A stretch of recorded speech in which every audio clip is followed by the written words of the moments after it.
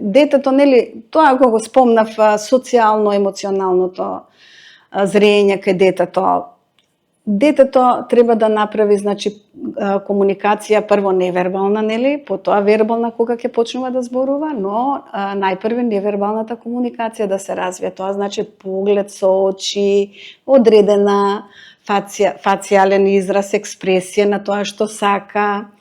Така да најпрво ни тоа го гледаме кај децата и во периодот на дијагностика кога ќе ни дојде детенце тука, го гледаме, го следиме неговото социјално емоционално однесување.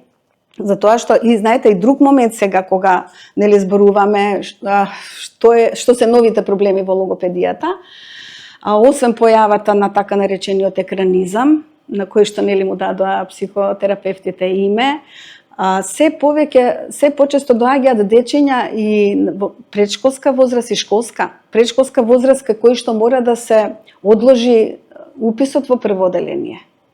И кај тие деца најмногу се наоѓа, значи, говорно-јазички проблеми и моторни проблеми. Моториката е тесно поврзана со развојот на говорот, бидејќи тоа е моторичка функција, не е само мисловна. Значи, битен е когнитивниот развој, ако сакате влијанието сега, ако зборуваме, можат од сите профили доктори да зборуваат за новите проблеми со престои пред екрани, од когнитивен развој, несоници, проблеми со учење, најмногу со вниманието, значи тој распон, обсег на внимание на детето.